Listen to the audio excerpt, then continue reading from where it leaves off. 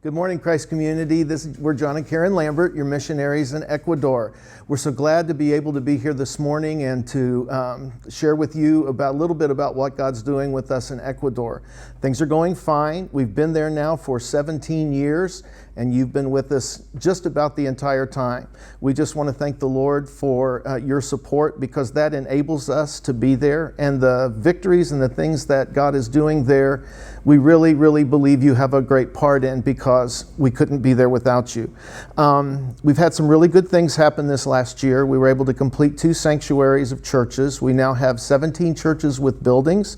We have 4 house churches, and there's in the works some families that are going to plant new works in other areas. Hopefully when we get back, that's already in progress. We've been in the States now about 6 months. We're getting ready at the end of April to go back to Ecuador, and we're really glad that we could have this time to share with you. Some of the things that we're kind of up against now in Ecuador that's kind of making things a little difficult for Christians in the country.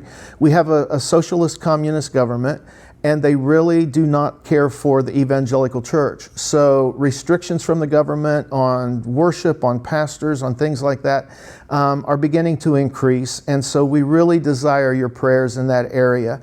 The persecution, it's there, but it's kind of under the surface. And it's not really kind of come out in the open yet. And part of that is because Ecuador is a great tourist country, and a lot of Americans and Canadians and Europeans go there.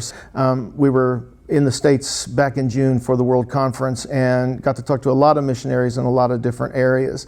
And Satan's really putting a lot of opposition, but the victories far outweigh what we're experiencing in the way of hardship and difficulty in spreading the gospel.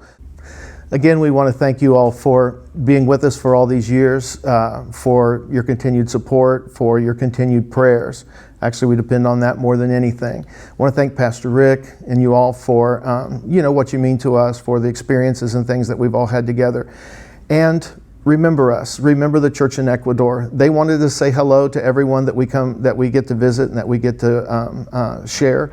And they wanted to let you know that they appreciate you so much. They think about the time that you were here and shared with the church, and so you mean a lot to us. And thanks again.